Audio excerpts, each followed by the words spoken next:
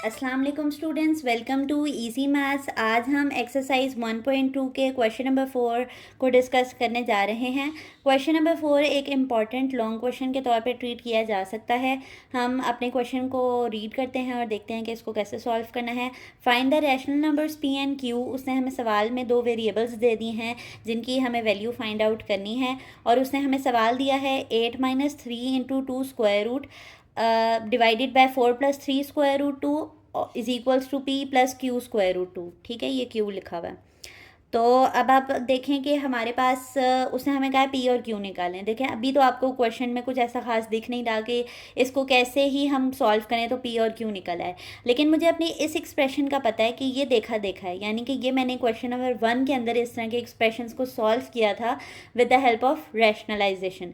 तो मुझे दिख रहा है कि सोल्यूशन यहाँ से चल सकता है। तो मैं इक्वल के इस तरफ ये वाली चीज़ें लिख लूँगी और इक्वल के इस तरफ ये वाली चीज़ें लिख लूँगी। देखें कैसे, कि P plus Q square root 2 मैं यहाँ पे लिख लेती हूँ, और 8 - 3 स्क्वायर रूट 2 यहाँ पे लिख लिया, और 4 + 3 स्क्वायर रूट 2 यहाँ पे लिख लिया। ठीक है, अब आप देखेंगे ये आपके पास रैशनलाइजेशन है। अगर आप लोग हमारे चैनल पर न्यू हैं तो आपको चाहिए कि आप एक दफ़ा जाकर रैशनलाइजेशन से रिलेटेड हमारे चैनल पर मौजूद वीडियो को देख लें, ताकि आपको रैशनलाइजेशन को सॉल्व करते हुए कोई मसला ना हो।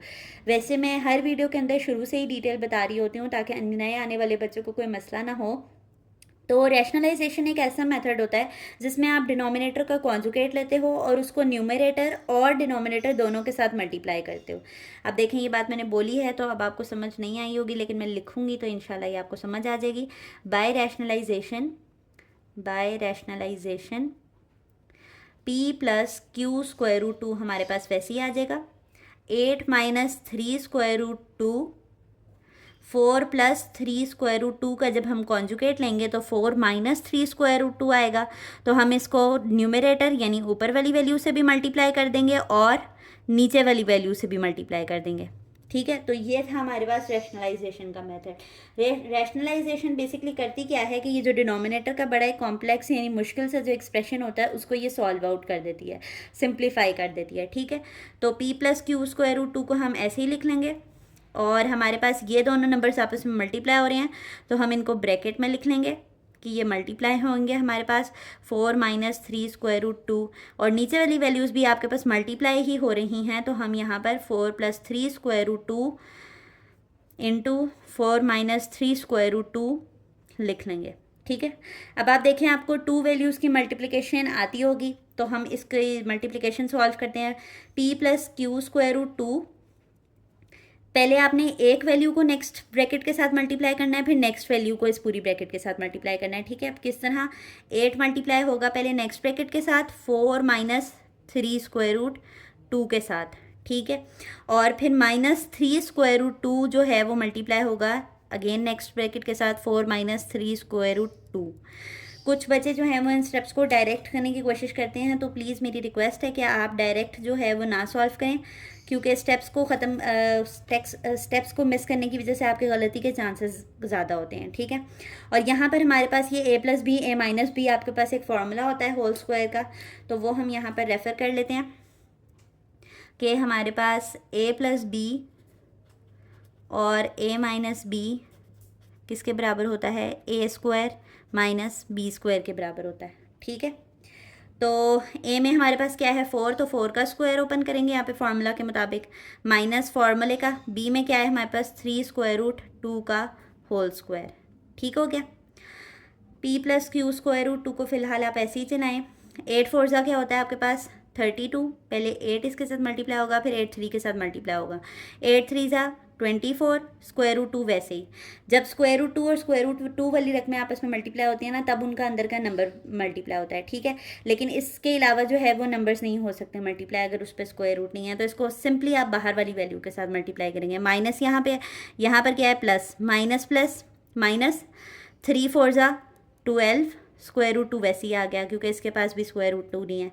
माइनस प्लस 3 3 जा 9। अच्छा, यहाँ पर ना 3 स्क्वायर रूट 2 मल्टीप्लाई हो रहा है 3 स्क्वायर रूट 2 से, तो मैं यहाँ पे आंसर डायरेक्ट लिखूँगी पर आपको डिटेल यहाँ समझा रही हूँ। 3 और 3 आपस में मल्टीप्लाई होंगे तो इनको इकट्ठा कर लो, स्क्वायर रूट 2 और स्क्वायर रूट 2 आपस में मल्टीप्लाई होंगे। सही हो गया।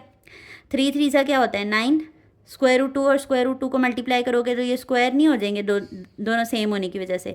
स्क्वायर ने स्क्वायर रूट को कैंसिल कर दिया, तो 9 2 क्या हो जाएगा यहाँ पर 18। ठीक हो गया। तो यहाँ पर आप 18 जो है वो फिर डायरेक्ट पुट कर सकते हैं, पर ये रफ वर्क फिर लाजमी करना है आपने, ताकि आपको बाद में वो ना हो कन्फ्यूजन कि ये 18 कैसे आया था। ठीक हो गया। और आपने एग्ज़ाम में भी अपने क्वेश्चन में ये साइड पर रफ वर्क करना है, ताकि आपके ये इतने सारे स्टेप्स जो हैं वो करने के लिए बच जाएं। ठीक है। टीचर्स नॉर्मली डायरेक्ट ही लिखवाते हैं, लेकिन बच्चों को समझ नहीं आती कि ये मल्टीप्लिकेशन कैसे हुई है। ठीक है। तो ये आपको प्रॉपरली बता दिया सॉल्व करके। 4 का स्क्वायर लिया तो 16 आ गया अगेन, क्योंकि यहाँ पर ये होल स्क्वायर है, 3 स्क्वायर रूट 2 है, तो ये होल स्क्वायर है, यानी 3 के ऊपर अलहदा स्क्वायर ओपन होगा और स्क्वायर रूट 2 पर अलहदा स्क्वायर होगा। 3 का स्क्वायर क्या होता है 9, और इसका स्क्वायर रूट स्क्वायर से कैंसिल हो गया तो 2 आ गया। 9 2 ज़ा 18। नीचे भी हमारे पास क्या आ गया है 18 आ गया। ठीक हो गया। अब सिंपल वैल्यूज़ को एक तरफ लिख लें और स्क्वायर रूट 2 वाली वैल्यूज़ को एक तरफ लिख लें। 32 और 18 आपके पास सिंपल नंबर्स हैं, तो इनको आपने इकट्ठे लिख लिया। और स्क्वायर रूट 2 और स्क्वायर रूट 2 वाली वैल्यूज़ हमारे पास -24 स्क्वायर रूट 2 है और -12 स्क्वायर रूट 2 है। ठीक हो गया। 16 में से 18 जाएंगे तो बड़ी वैल्यू ये है, तो यहाँ पर 2 आएगा और उसका साइन क्या आया है minus.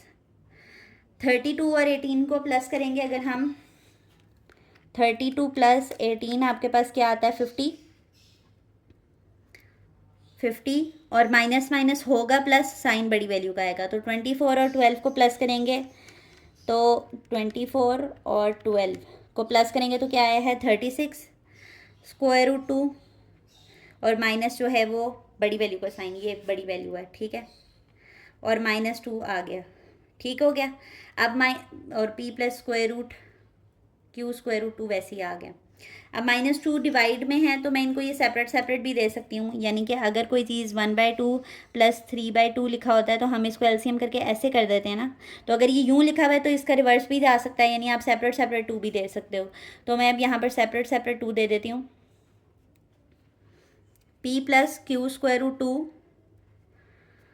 50 divided by -2 -36 square root 2 divided by -2। ठीक हो गया। 2 1 ज़ा 2 हो जाएगा और 2 25 ज़ा जो है वो 50 आ जाएगा, और माइनस जो नीचे था वो ऊपर आ गया, माइनस माइनस प्लस हो गया। और 2 के टेबल में 36 कहाँ पर आता है 18 पर आता है। ठीक है। आप कैलकुलेटर पे डिवाइड करके भी देख सकते हैं। तो अब हमारे पास सोल्यूशन बहुत करीब आ चुका हुआ है।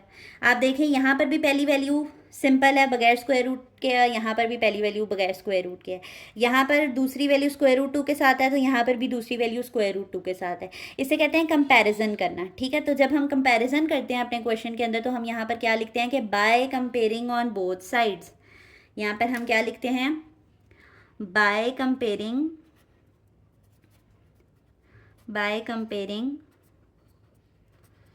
ऑन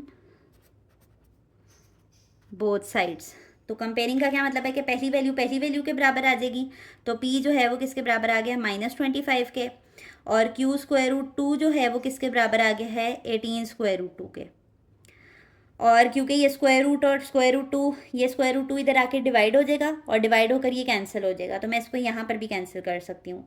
ठीक है। तो हमारे पास फाइनल जो आंसर आया है वो p जो है वो -25 के बराबर आया है, और जो q है वो हमारे पास किसके बराबर आया है 18 के बराबर आया है। तो आप इसको अपने पास हाईलाइट भी कर सकते हैं ऐसे बॉक्स करके। तो आज हमने सीखा कि कैसे हम कंपेयरिंग मेथड इस्तेमाल करके, यानी मुआजना करके, कैसे हम कंपेयर करके जो है वो वैल्यूज़ निकाल सकते हैं। तो ये क्वेश्चन लेंथी था थोड़ा सा, लेकिन आसान था इंतहाई। तो अगर आपने रफ वर्क साथ साथ सारा मेंशन किया हुआ है और सारा सवाल आपने स्टेप बाय स्टेप फॉलो किया, तो इंशाल्लाह आपको इसमें कोई मसला नहीं होगा। अगर आपको हमारी वीडियोस पसंद आती हैं और हमारा वे ऑफ टीचिंग इजी लगता है, तो काइंडली हमारी वीडियोस को लाइक कर दिया करें और चैनल को सब्सक्राइब कर दें, ताकि ऐसी आसान वीडियोस आप तक आती रहें। अल्लाह हाफ़िज़।